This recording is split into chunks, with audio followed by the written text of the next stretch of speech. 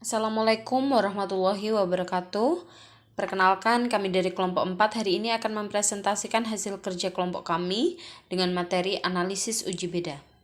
Sebelumnya, izinkan kami memperkenalkan anggota kelompok kami. Yang pertama ada Hyasinta Putri Amaila Dinda dengan NPM 190154, Yuli Rahmawati dengan NPM 190170, Diana Setia Ratu Paramita dengan NPM 190177, Winda Restiana dengan NPM 190181, Yusnianto Yosira Harja dengan NPM 190185, Arini Puspitasari dengan NPM 190190, Garnis Mahdaliana dengan NPM 190193, dan saya sendiri Prabastia Safitri dengan NPM 1901010205.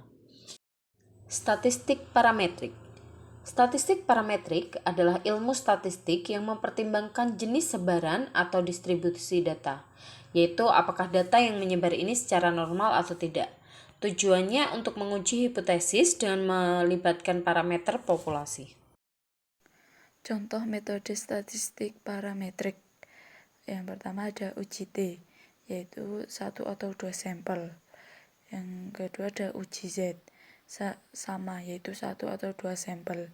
Yang ketiga ada korelasi person, dan keempat ada perencanaan percobaan atau 1 or 2 way ANOVA parametric. Selanjutnya ada keunggulan. Keunggulan dibagi menjadi dua. Yang pertama, syarat-syarat parameter dari suatu populasi yang menjadi sampel biasanya tidak diuji dan dianggap memenuhi syarat. Pengukuran terhadap data dilakukan dengan kuat. Yang kedua, observasi bebas satu sama lain dan ditarik dari populasi yang berdistribusi normal serta memiliki varian yang homogen. Kelemahan statistik parametrik. Yang pertama, populasi harus memiliki varian yang sama. Kedua, variabel-variabel yang diteliti harus dapat diukur setidaknya dalam skala interval.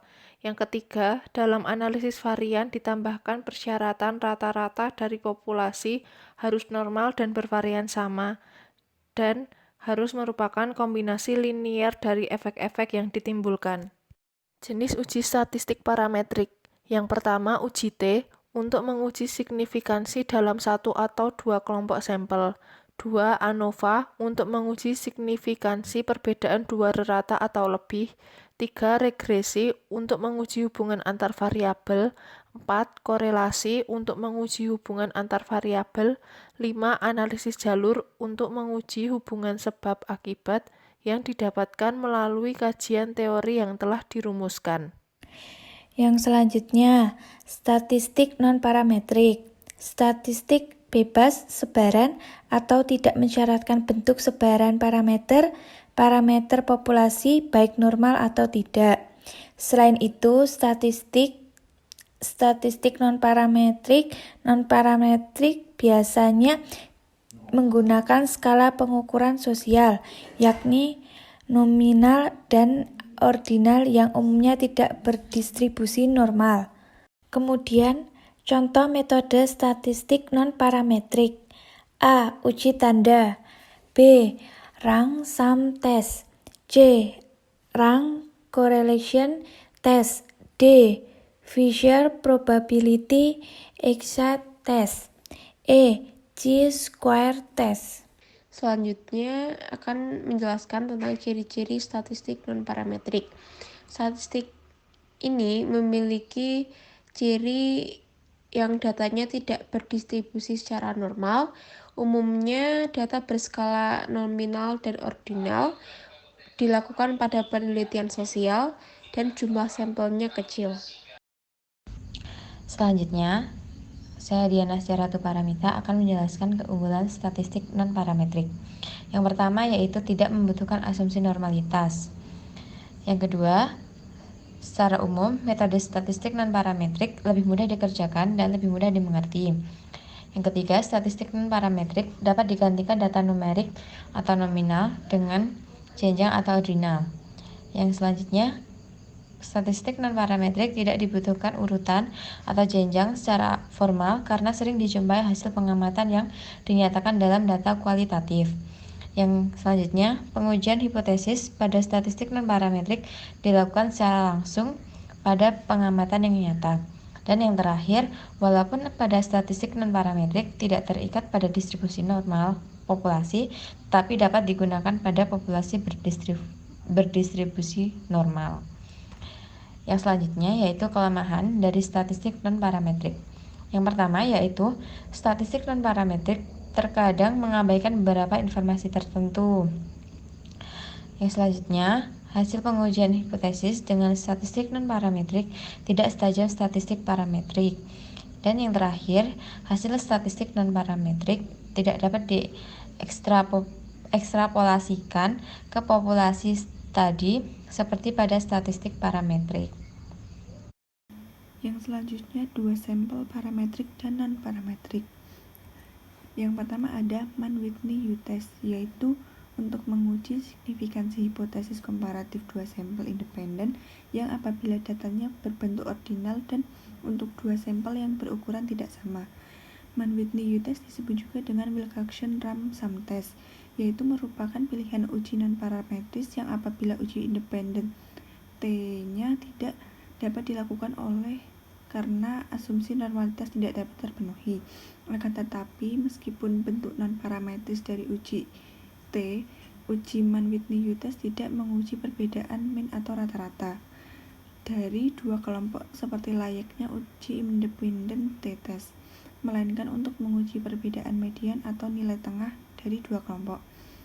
Yang kedua ada Wilcoxon-Signet-Rank test, yaitu uji non-parametris untuk mengukur signifikansi perbedaan antara dua kelompok data yang berpasangan dan berskala ordinal atau interval tetapi terdistribusi tidak normal. Uji Wilcoxon-Signet-Rank test merupakan uji alternatif dari uji pairing t-test atau t-paired yang apabila tidak memenuhi asumsi normalitas, dan uji ini dikenal juga dengan istilah Wilcoxon matched pair test.